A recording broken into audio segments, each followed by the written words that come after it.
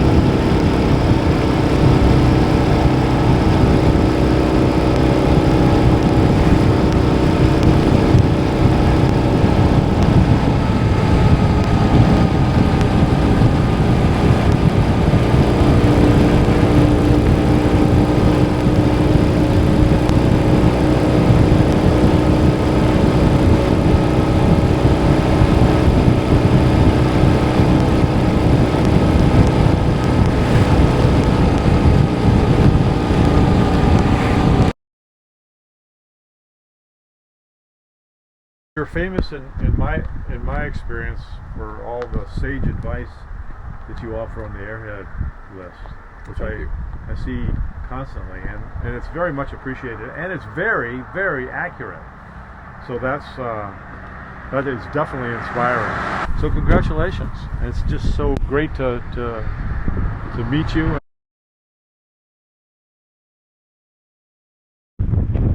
So wherever you want, bud. I didn't know the pin was out. Yep.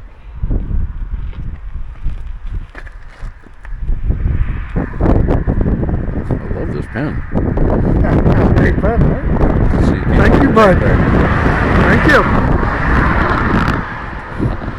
it didn't happen. Well, this is supposed to be the showroom. Don't have too many bikes for sale here. This was originally a try-up shop, so there's still a few of them around here, and I still work on them.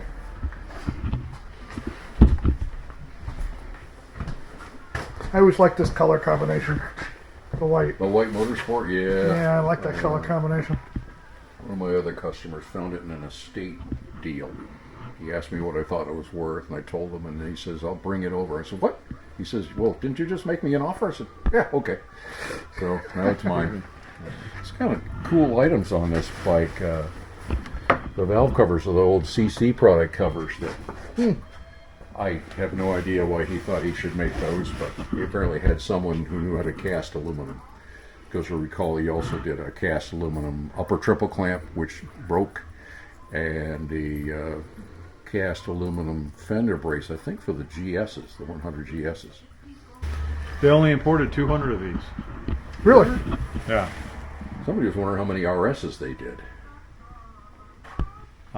Is this an RS? No, it's an S. Oh, well, that's a very, very unique item. I am told, and I've never read anything, that they only imported 50 of those. Wow. I've only ever seen 2 besides this one. And if I'm not mistaken, if you look underneath the seat, it's got, you know, normally it has tire pressure and paint code and this, but it's in another language. And where's the engine emblems? I think they say well, they'd be on the starter R100 RS, Oh, let's see even if I though it's get an the- S. Somewhere over here are all the parts. Most of them.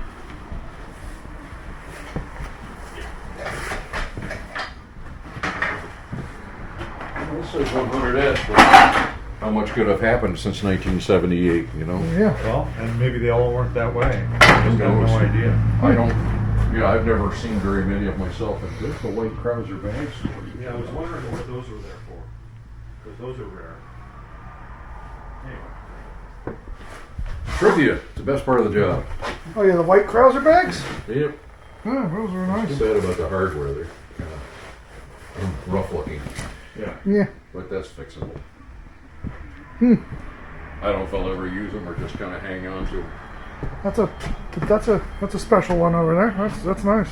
Well, do the Okay. white bags But go the- with the motorsport? They came with it. Yeah. That way.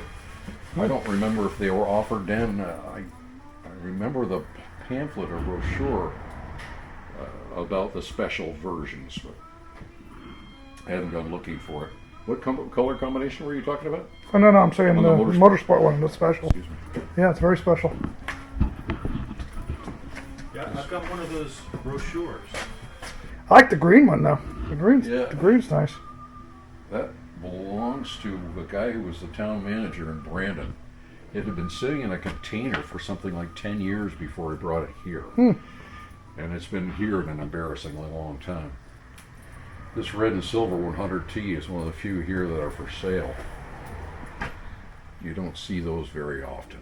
No, that's nice looking too. The green Triumph over there, I have to tell you, was my father's motorcycle. Really? I don't know to this day whether it was a gift from Tricor, the old Triumph distributors and importers in this country, or not. But he did what they thought was something rather important and often asked what they could do for him in return. He's the lowest serial number Triton became.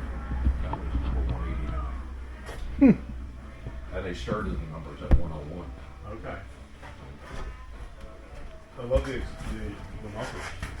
Yeah, very. It was supposed to be the motorcycle of the future, which is a laugh since the engine had so many roots in the 30s. And the car?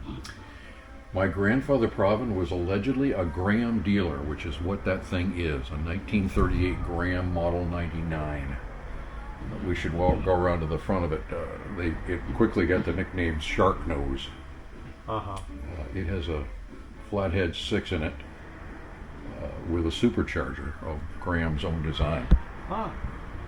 Kind of cool. We've discovered that two of the family members, both Graham brothers, live in Ludlow, which is like 30 miles from here. Huh.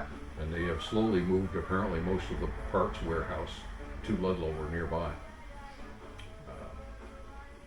So it's been here since it was new. Unfortunately, it was driven. My father drove it year-round from about 1953. And by the late 50s, it was rather rusty and smoking like a demon. I should.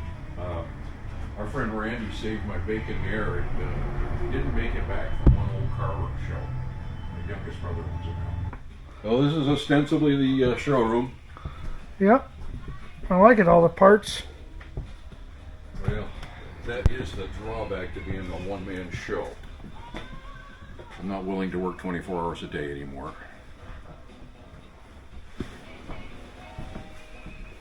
These things are kind of a pride and joy. What are they for?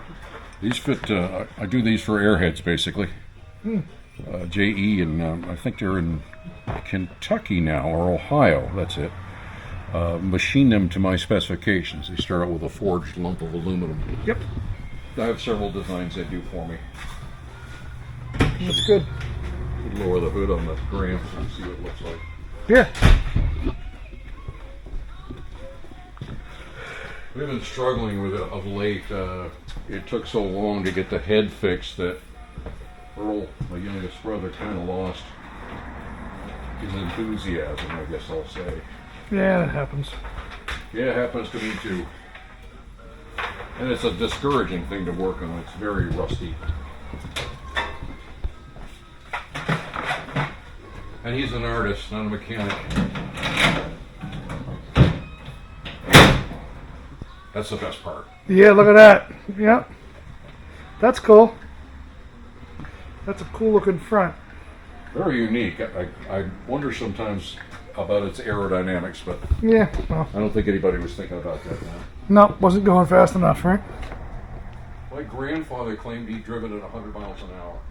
Earl said the fastest he could get at it was 60. And a period road test out of England said the same thing. So it probably did go faster than 60 back in its time. Yeah, when it was brand new, right? If we were willing to rebuild the engine, and 60's fast enough for that thing. Oh, yeah. And some. I hit a crack in the pavement that ran parallel to the road, and oh boy, I don't know how long it took me to gather that thing up, and it was taking up most of the 2 lanes of the road. I said, I'm going to die in this thing. The blue K1100RS and the black K100RS are both mine. Which I don't know whether I should admit or not. Just the tip of the iceberg of the bikes I own. Black one's cool. Long-time customer who lived in Randolph wrecked it one night. Drove the front wheel into between the tandem axles on a flatbed trailer at a good clip. Amazingly, fortunately, the trailer was unloaded because he went right over the top and landed on his back in the ditch across the road and got up and walked away. Jeez. He said he never wanted to see that motorcycle again. My boss offered it to me. I bought it and put it back together. It only cost me a lot more than buying a new motorcycle. But I've had it since 1986 or 7. It's fun. That's cool. Yeah. Keeps me very busy. Yeah, you have a lot of motorcycles here. Push it, yellow, tapping cab. Absolutely lovely. They're cool as long as you don't have to work on them. Awful thing to work on. And the rubber parts don't last long. No, and the wiring harness covers and all that good stuff. The funny thing about this R850R, it seems like you have to be a new mother to own one.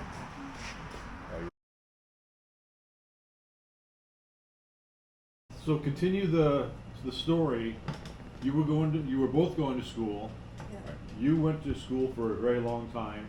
Yep. I mean, I don't want to tell your story or prompt you, but Yeah, we haven't moved along here. So anyway, We don't have 57 years worth doing. That's right. So, I was returning from Providence one night in the Alpha, and I can still remember seeing the big green and white sign for the Utica Rome exit. And seconds after I saw the sign that I remembered, I fell asleep at the wheel at maybe 70 or 80 miles an hour. And the pavement was dry. I did several 180s of the car in the middle of the road. I just spun around and went off the road backwards. And I knew that we had to change something that we were doing. Somebody was going to die in this romance. And so Bobsy decided to join me at Hamilton in upstate New York. Right around then, I dumped the Kawasaki on a muddy road there were 2 parallel ruts in the road, in the mud. I had my front wheel in one rut and the back wheel in the other rut. I only stayed upright for a little while. Went down, I broke all the plastic on the bottom of the bike. And at the same time as that all happened, bought Bobsy an R65 BMW. Well, I was the one that said I wanted a BMW because it had low center of gravity, and I went out slick as a bean that road. I didn't drop it in that rut, and we didn't have to have a big repair bill for all the fairing breakage. I started riding that R65, and it was an epiphany. It's just, wow. And very shortly after that, went out and bought myself an R100 RS. What year? 89, 78, I think it was. no, 80 something, because it had a monoshock. Monoshock, yeah. Okay. I wasn't sure whether my need for speed was going to be satisfied, however, with that bike. So I hung on to the Kawasaki for a year. And I never rode the Kawasaki. But I rode the wheels off that BMW. And so we moved on to only BMWs.